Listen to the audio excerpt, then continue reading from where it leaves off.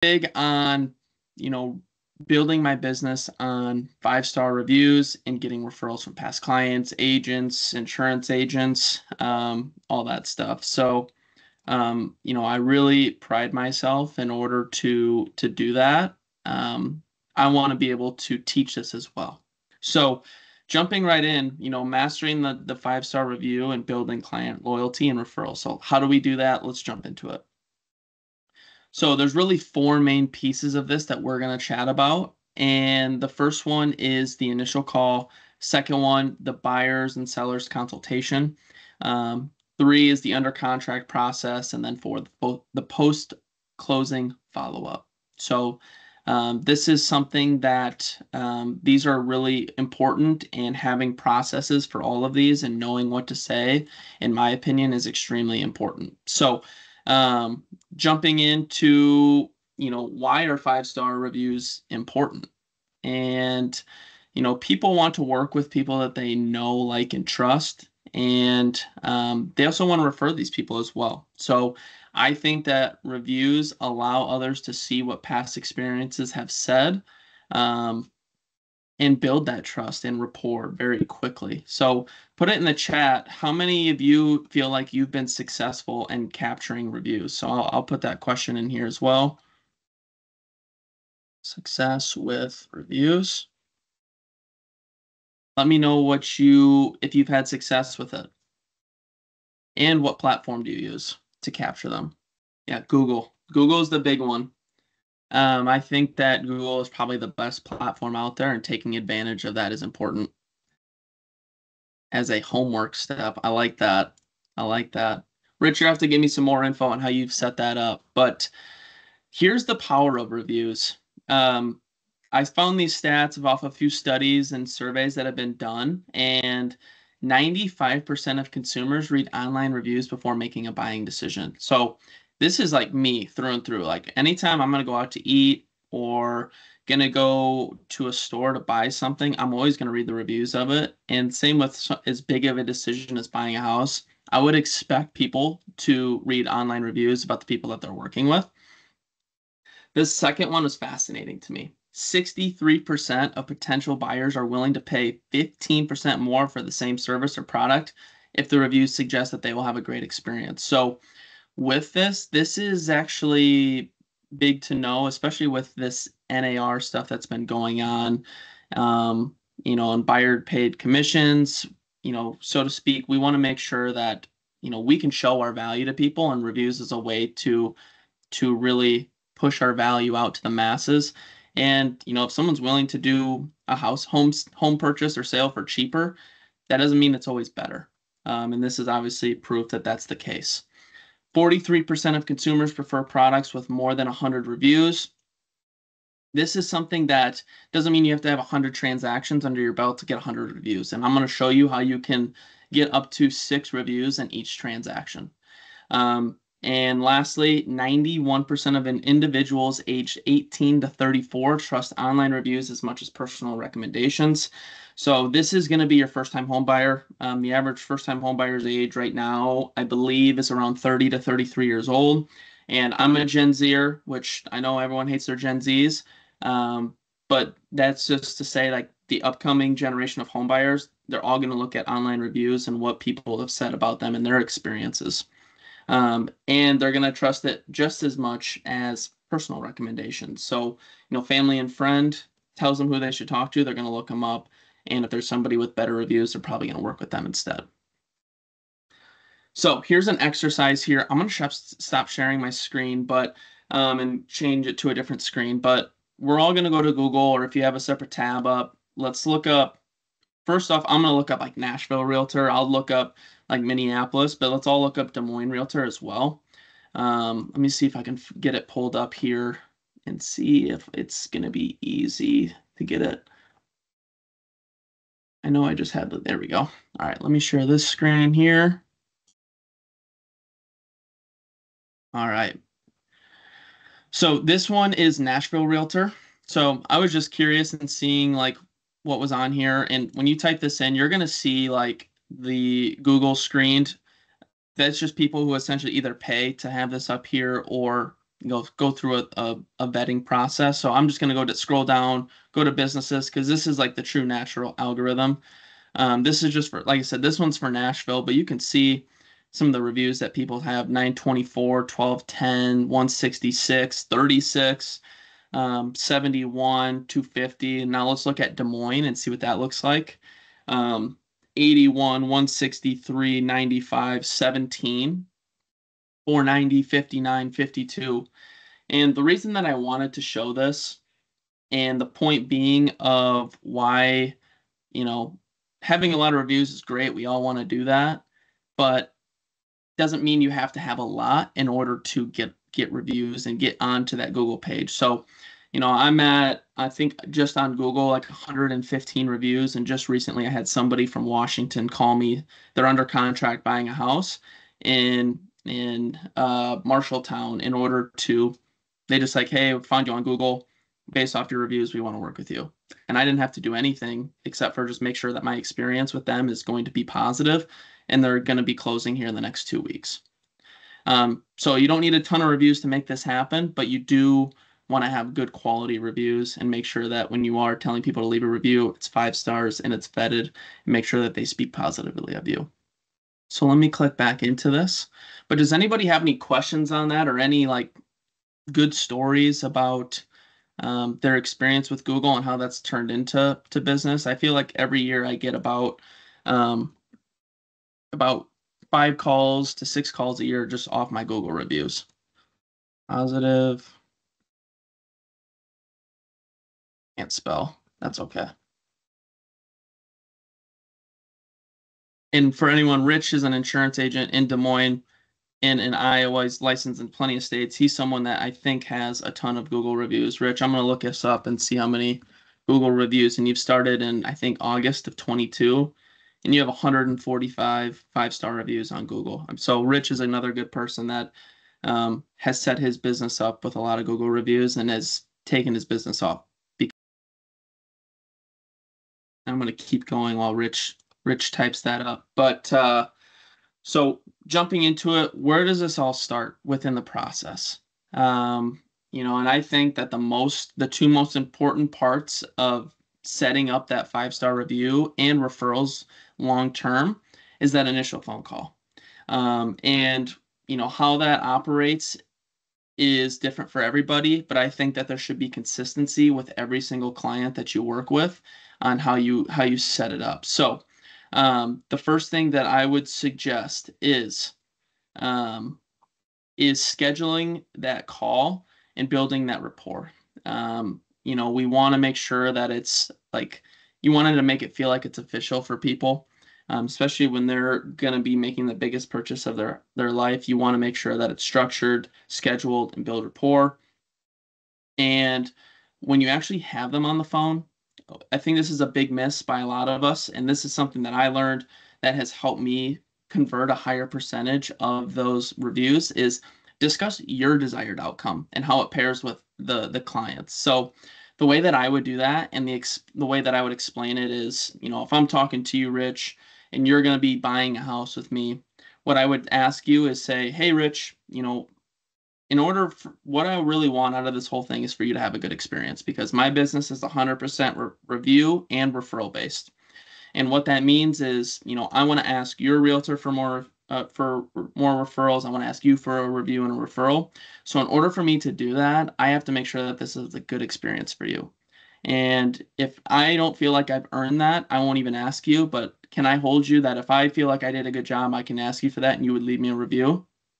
You would say yes. And most people appreciate that because they now understand what your intentions are, because you want to grow your business. You want them to have a good experience, and that's a win-win for everybody. So that is the way that I would explain that to people. And if you do that from the initial phone call, people are really, really in tune with what they're trying to do. So a tool that I like to use to schedule my calls is a tool called Calendly. I'm very adamant that everyone uses it, and but you don't have to. It's all preference, because if you're not good with keeping your calendar really tight, then I wouldn't recommend using it, because people might start scheduling stuff and you're like, I'm actually busy, I'm at a showing.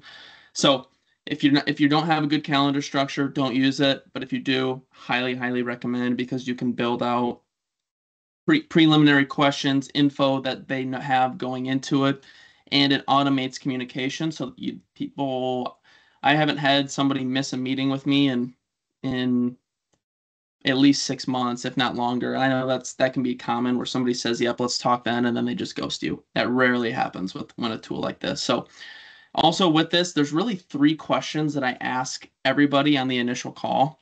The first one being, if they've never bought a house before, or they've never sold a house before, asking them, like, what makes you nervous about this process, or what concerns do you have? So when you're building out that 5-star review process, you want to know the things that they're scared of or they're nervous about, so you can cater to that and build that good experience for them. The next one that I like to ask is if they have bought or sold. Maybe they moved from out of state, now you're getting their purchase. So they've bought a house before, but you didn't get to work with them. What was your experience like when you bought last time? And then now you're going to know positively or negatively how their experience went. If it's positive, do those things. Hey, we really loved our realtor because they communicated at a high level. Great. That's how you want to carry yourself. I know you'd already do that, but now you know it's important to them. If they're like, hey, our realtor really dropped the ball, they got us hooked up with a really bad insurance agent. Okay, now some of the things that issues they've had, and now how you can work around that. And then the last one, this is one that I would suggest you come up with your own question, because this is what I do for mortgage. But I always ask, what's more important to you? Is it having a lower down payment or a lower monthly payment? Especially in the world that we live in right now, in the finance world, it's hard to have your cake and eat it too, where you can have a low payment and a low monthly down payment, or a low down payment. So, if they say, we'd rather have a lower down payment, now I know how to tailor the plan towards them. Now my next meeting with them is going to be very productive, because the mortgage plan that I built out for them is going to be tailored towards that. Same thing with, house. And like I said, I would tailor it towards, what some real estate related. I don't want to get into that stuff, because that's not my expertise, but I would highly suggest asking them an either or question, so you can kind of start tailoring that process towards them. Does anyone have any questions on that? I'm going to stop sharing my screen for a second. And go ahead and just put it in chat. I think everyone is able to speak to, if they would like. So if you have a question, you can go ahead and ask it, and it actually would probably be helpful for others as well. If not, then I'll just keep going.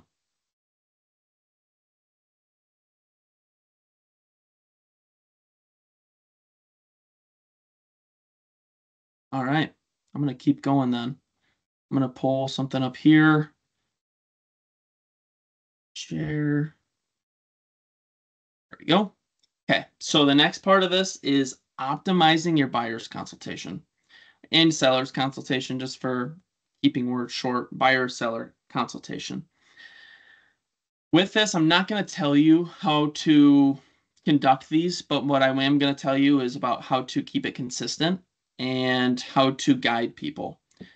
Because with the NAR stuff, I'm not going to be the person that tells you how to have those conversations, but what I will tell you with that specifically is, don't be afraid to have that conversation, because you're going to have to do it, and it's okay to address it. And I think the way that you phrase it is not going to be a bad thing. So navigating that, if you wanted to get into a discussion of that, I'm happy to help. But with the buyer's consultation specifically, the biggest thing, highlight again your desired outcome and how it ties in with their success. So again, hey, I loved our first conversation.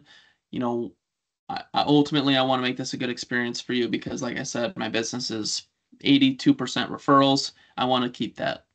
And I think having a practiced written outline for a consistent customer experience is important.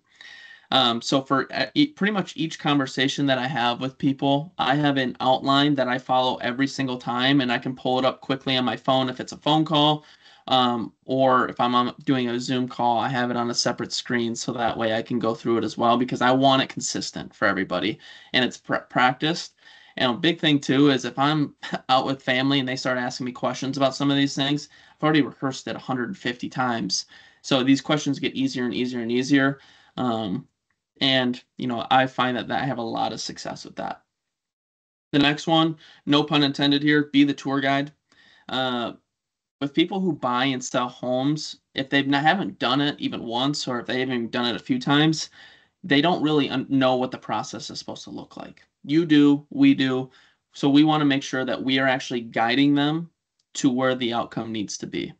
So meaning that we know how the experience is supposed to go. So let's make sure that we guide them down that path and without giving information overload. So with buyer's consults, especially in our world, like on these type of calls where I'm doing like a pre-approval call, I'm not going to talk to people about homestead tax credits on my pre-approval call. One, we may never even get to the point where they buy a house.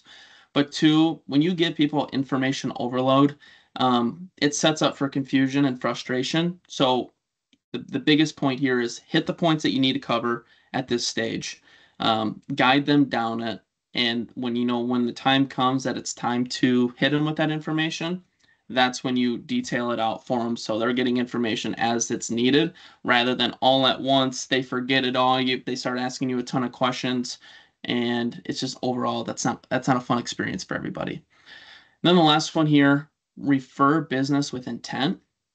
So when you're building out this process that's 5 stars, you also want to refer business to people who also want to strive for 5 stars. So if you're having an inspector that's consistently, frustrating your customers, it may be time to evaluate that relationship on what they're bringing to you and if they're actually creating a 5-star experience for you. I'm not saying, that's just an example. Same with lenders. When you're referring out, you want to make sure that when that processing is going for the loan, customers are happy and it aligns with what you're trying to accomplish with your business, because ultimately when you refer out, it's a reflection on you, not the individual that you referred to. So that's one thing, refer business with intent. On to the next one, and let me know if anyone has any questions on that. But once we're under contract, this is a great time to engage with these clients because they're really excited once they get to inspection and contract, because that's a fun time. So this is a good point to touch base with them, explain to them what's next, hit that point that's needed, and then start structuring the next touch points. So talk up your referred partner. So if you did refer a lender, talk them up, make them look like that 5-star referral that you gave. The next thing is weekly check-ins. These are crucial for client peace of mind and rapport building. So even though this is a slow time for a lot of people and for you, like after inspections, there's probably not a lot of info that you can give, but week by week, you can build that rapport. You can ask for feedback, and you can be that person that helps navigate that process. So, like insurance is one thing that lenders end up chasing a ton. Well, if you're that person that referred the insurance agent, help navigating that for the lender, these people are gonna be like, oh wow, my realtor like stayed top of mind throughout this entire process, helped me with something that the lender needed, and boom, they're gonna be so happy that you were able to do that for them. And this stuff can be automated, and not in the sense of, it's a little bit different. Like in our system, when milestones pop up, I can have it set up where automatic things go out. For you, milestones are going to look a little bit different. You'll have to do some manual work, but you can automate where appraisal came back, you move a milestone in your CRM, it automatically sends a video in an email explaining what that means, how to read it, and if there's any issues with low value or high value, what that looks like. So this is a big thing. Once it's under contract, take advantage of that relationship and leverage that. And then closing out the process. So we're getting close to closing day, and this is where you're going to get that final ask. And actually, I should back up and make one big point here too. Once that loan reaches loan commitment or conditional approval, that's a great time to get them on the phone, talk through the process, and ask for feedback at that point. And the reason I say that is they're excited. They just got their loan commitment. And so now you can be like, hey, we just got loan commitment. That's so exciting. Here's what that looks like for closing day. We're going to send you info here in the next week about setting up utilities, for example. How do you feel like the process has been with us so far? No, hey, we love it. It's great. Awesome. We want to maintain that. So when we get to closing day, I'm going to ask you about a referral and a review. Perfect. That sounds great. But then also if the process is not going well, so if it's like, hey, we're actually pretty frustrated with how this has gone up to this point. It's like, no, I totally get that. Here's what I'm going to do. I'm going to make sure that we finish this up on a high note and still earn that 5 stars. Does that sound okay? I just had one recently where there were some miscommunications on the appraisal because it was new construction, and the client was getting frustrated about it just because you know the appraisal and builders and new construction, all that stuff can be confusing. Just got her on the phone. Hey, I know that's kind of frustrating with the communication of this piece. Here's what I'm going to do. I'm going to make sure that at the end of this thing, you're going to be happy. We're going to get a 5-star review from this client that just closed. So that's a great time to ask for really honest feedback, because if it's a good up to that point, you can ask for the referral. If it's not great at that point, you can now work through that and say, okay, here's how I'm going to finish it on a high note. Okay, I'm going to pause there for a second. Does anyone have any questions on that thus far? Otherwise, I'm going to keep on rolling through too. Hopefully you guys have found it helpful. Is there any points that you've taken away up to this point?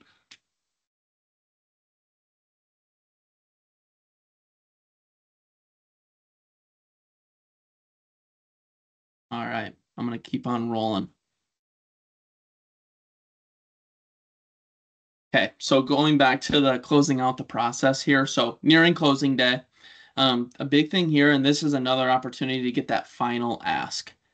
So make sure to stay on top of task deadlines. So be the hero that stays on top of this stuff, guides them to the right people at the right time. So this goes with the automation piece of it. So like setting up utilities, not to go back to that, but this is something that people will ask questions about because they don't really know when they need to do that. Well, you kind of do know when they need to do that. And you can set that up for a notification to go out. Hey, this is the time that you need to order utilities. Get that set up. Or if they're going to do work to electrical, so get that conversation started with the electrician in order to get that. So you're going to be the person that navigates that. So they're going to be like, oh, wow, I didn't even think about that. Thank you so much. And then once you get that clear to close, this is when you ask for that final feedback, because that's that big sigh of relief. And this is when you can ask them and say like, hey, we got the clear to close. We're all wrapped up. All we have to do is sign papers. How do you feel that this is gone? Great. Perfect. Okay. Here's what I have: 2 asks for you. And then this is what I say. The first ask is, every 5-star review allows me to get in front of more people like yourself and help them and give them a similar experience. Can I count on you to leave me a review on Google? Yes, absolutely. Just send me the link. Send them the link. We'll get a review right away. Perfect. The second ask is, I really loved working with you and I want to work with more people like you. So if you have anyone in your sphere like family and friends, can I count on you to introduce them to me so that way I can help them as well? And most people are going to say yes, absolutely. And especially at this point, this is going to be your time to really capitalize on that. And so prep them how to pass on that referral. It's low pressure and it's high conversion. And then post-closing. So not only is it important to have a good process from the very beginning, but even after closing, this is where we lose people and they end up working with somebody else. So this is where you get the loyalty piece. So you've already gotten the review. That's going to be incredibly, incredibly important, because if they've left you a review, they should be like, yeah, I actually left this realtor, lender, insurance agent a review. I at least got to give them a conversation. So set up a post-closing process. And the homestead tax credit, I think, is an opportunity for many. I would love to, and I'm intending to bring on a team member at some point to have them fill it out for our customers. But this could be another point too, where a lot of customers forget to set up their homestead tax credit. So if you can actually help them do that or do it for them, that would be amazing. A weekly or a monthly newsletter is important. What I have found with newsletters is weekly works for me, but the less I talk about like real estate and try to sell them something, the better interaction I get. So with my sphere outside of, vendors and partners, I get about a 60% open rate right now. And And that includes responses that I get. And a lot of it isn't just me trying to sell them refinances, purchase, asking for referrals. It's just giving them content that they want to consume. And then you can convert that into conversations and then ask that referral. Phone call every 6 months. Doesn't necessarily have to be a phone call. I like the phone call piece of it. But I think a reach out every 6 months is important. They want to hear from you. And if you don't have anything to talk to them about, then just talk about, a piece from your newsletter and see if they found it helpful. And then connect on socials. Like I said, people want to see what you're up to and you want to see what they're up to. I have a whole class on social media and how you can use this to leverage referrals in business. But that's for a separate day. And then a lot of questions that I get, how do you get info for a newsletter? So these are the three. I actually just signed up for 50 newsletters when I first started doing this and just started aggregating information from all of them and then send it out. But there's really three that I like when it comes to real estate. Housing Wire, they have a million of them. There's paid and free versions of it. Mortgage Nuggets is good. They talk about a lot of mortgage related stuff, but they do also tie into just real estate in general. And the last one is Resi Club. I don't know who this guy is, but I found him on Twitter and his info is really, really good in terms of just market statistics across nationwide. So, between rent owned by corporations all the way to inventory in Southwest Florida specifically, it's all great info. And then when you're doing the follow-ups every 6 months, that's another time to ask for the referral. So, if when I call out people, and this may not be similar to you, but let's just say you have an inspector that sends you a deal, what I would do if a realtor sends me a deal, what I've started doing is, hey client, I'm really trying to get this realtor another deal because they've treated me so well. I want to repay the favor. So can we make a deal that if we find somebody that is looking to buy or sell, do you think we can send that off to this realtor in order to get them to repay them for how well they treated us? Yes. Same thing with the inspector, insurance, whatever. But that's worked for me, and it sparks new conversations. And okay, so here's how you can actually multiply reviews. You don't need 100 transactions to get to 100 reviews. And I wish I would have learned this 3 years ago because I would have a lot more reviews now than what I did. So here's who you need to ask throughout each transaction. And it depends on your relationship with them, of course. But the first one, of course, the client or clients. That can be 1 to 2 referrals right there. If you're the buyer's agent or the listing agent, ask the other realtor for a 5-star review. And the reason I think that's important is because, we've all seen the agents, the lenders that, they may seem great to the clients, but they're an absolute pain in the ass to work with together. So this is another one where it's you can actually demonstrate how good you are to work with and negotiate with the other agents. For you, an inspector, so that's another good one because you do work pretty closely with the inspector, and if it's somebody that you already have not gotten a review from, would highly, highly recommend. Loan officer, your loan officer partners should be leaving you reviews during and after transactions. And then insurance agent, if you have 1 or 2 that you really, really like, they should be leaving you reviews. And then settlement agents. So I use Key Closings for my closings. Tisha over there, she's left me a review. I've left her a review. And so if you ever work with other settlement agents, as long as you're pleasant to them and they're pleasant to you, why not share a 5-star review? Like I said, now you can show clients and new prospective clients how well you work with other agents. So when the time comes of negotiating, clients are going to be like, I trust this person to negotiate on my behalf because all these agents have said they're either tough negotiator, really nice to work with, or whatever it is. Does anyone have any questions on that? I'm going to stop sharing, and then I'm almost to the end here, so I want to make sure that I capture or anything that you want me to go over again.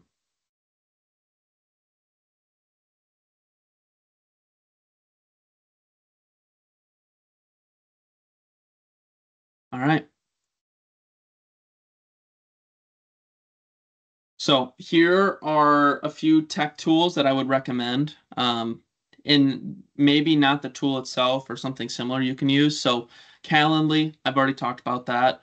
calendar scheduling tool. So it helps if you have a good calendar structure, use it because it does make your life a lot easier. You can send out a link to people they schedule on your behalf. Monday.com. So this is just a CRM. I like Monday. They already have the pre-built templates for real estate, and it's pretty inexpensive. So I really like it. But any CRM will do this where when it's in the milestones, hit a milestone, it automatically sends emails or texts out on your behalf. So you're not constantly trying to have to remember to give updates on something. You can just move a milestone and it automates it for you, and clients absolutely love it. BombBomb, this is a video recording tool, screen recording tool. This is, I would say, if there was one tool that you should get off of this, it should be BombBomb. Loom is another one. And the reason I say that you should get this is, especially when you're going over a purchase agreement or inspection stuff, what you can do is you can screen record yourself going over it, especially like a purchase agreement. There's a lot of info to go over it. And if it's 9 o'clock at night and you have to start going over it for the first time, no one likes that. So if you pre-record just a generic purchase agreement and go line by line what each things mean, you send it out to a client in the home searching process, like, hey, client, watch this video so that way when it's time for us to offer on a house, this is what this means. Obviously, we'll go over it again, but if you have any questions, this should hopefully cover the majority of it, anything specific, and we will make sure that you're covered. And then the last one, I think this is the best review platform is Google. And the reason I think that is pretty much Google is integrated in our lives completely. Experience.com is another good one that's out there, and I believe that they actually automate stuff. So if you put in this person's contact info, I think it'll follow up with them to get those reviews. So I'm a fan of these. I use BombBomb Monday and Calendly, and it really does help my life manage the reviews. And at least with Monday, I can at least I know roughly what my percentage of asks for reviews versus how many reviews that I've gotten. So I want to track that percentage to know, like, okay, if I haven't gotten a lot of reviews, why am I not? Why is my percentage so low? So you can track those things as well, but BombBomb is, in my opinion, the absolute best one you should get. And then just to recap some of the things that we had chatted about here. First one, schedule the initial call. Make it a serious, intentional conversation. Ask good questions that's consistent for everybody. Use a consistent consultation outline. Same thing. Make it a professional review for these people. And then under contract number 3, have a weekly touch base during the transaction. We want to make sure that even though during those slow periods, they're hearing from you and you're still providing them info and building out rapport. 4, ask for the review at clear to close. And 5, have a post-closing follow-up plan. And then I did have another slide, but I don't know if I have it here. So I'll stop sharing for now and see if I can find it quick. But here's what I want you to do, and I'll just put it in here in chat. But if there's one thing or 2 things that you want to implement on this, what I would suggest is email me at jnicolaisen@homeside.com. Email me that with the subject line 5 stars, and give me 1 or 2 things that you want to implement to get more 5-star reviews. And we'll sit down, do a Zoom call, do a phone call, do 30 minutes, and I'll make sure you have it all set up for you and with you. So that way, you can capitalize on more reviews and more referrals. So send me 1 to 2 things you want to implement to get more reviews. Email that to me with the subject line 5 stars. We'll set up a time just to have a quick conversation, get that set up for you. And we will triple your referral. We'll triple your reviews in no time. So just think of like your year-to-date transactions. If you've had 10 transactions, it should be minimum probably 30 referrals and up to 60, or not referrals, reviews, and up to 60 reviews. So I'm gonna send you guys off with that. Shoot me an email with that subject line 5 stars. Send me 1 to 2 things. We'll set up a time, and then yeah, I'll follow up with each of you just to make sure if you guys have any questions. But do you guys have any last questions for me on how to set any of this up or anything you want me to go over again? Otherwise, I'll let you guys get back to your day and send you guys the recording as well.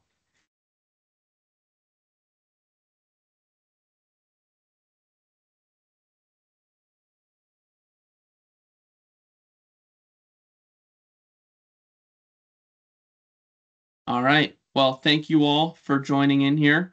I will send you the recording. If you need anything, shoot me that email with the subject line. Hopefully you found this valuable, and looking forward to the next class. And if you have any class ideas, send it over. I'm happy to build it out for you and teach it. Oh, it looks like that person. Awesome. Thank you, Lisa. Thank you again for joining. Until next time, everybody. Have a good day.